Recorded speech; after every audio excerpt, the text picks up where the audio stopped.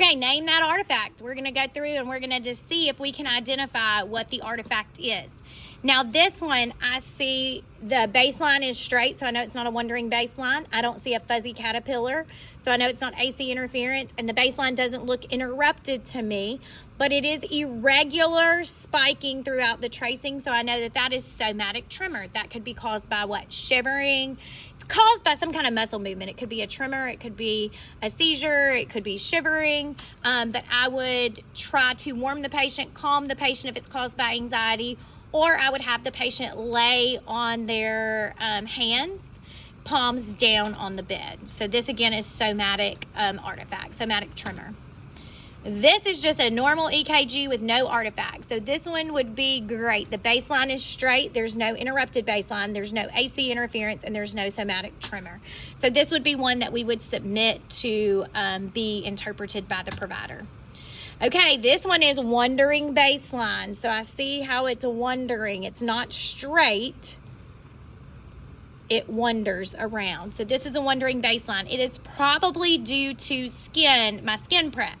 So there could have been oils, lotions. The electrodes are not adhered to the skin very well. So I would probably need to take those off and clean the skin, dry the skin, and then place new electrodes on. Now, at the same time, I want to make sure if my patient sighed really big or coughed, it could be because of that also. So it depends on what's going on with my patient. But usually the cause of this is your skin. Okay, this artifact, I've got short, regular spikes throughout my entire tracing, so I know that this is AC interference. So this is, it looks like that fuzzy caterpillar. The baseline is not wandering. There's no somatic tremor because I don't have irregular spiking.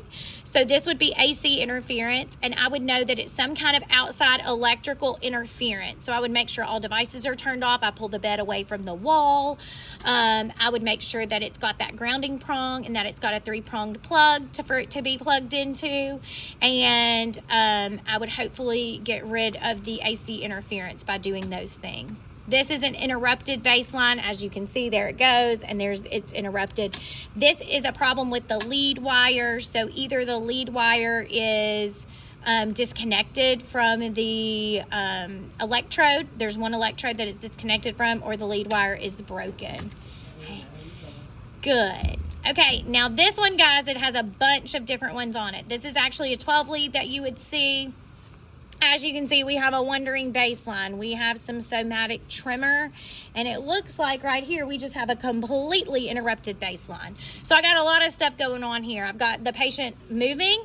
I have a wandering baseline, which could be the skin is not prepped properly. Could be that the patient's coughing, and then I have an interrupted baseline, which means that there is a lead that has come disconnected from my electrode. Okay, and here, if you can see, I have a bunch of AC interference right here. I recognize. I have some somatic tremors right there. So I've got AC interference and somatic tremors on this 12 lead EKG. Now this one might be a little bit harder to see, but I definitely have some AC interference.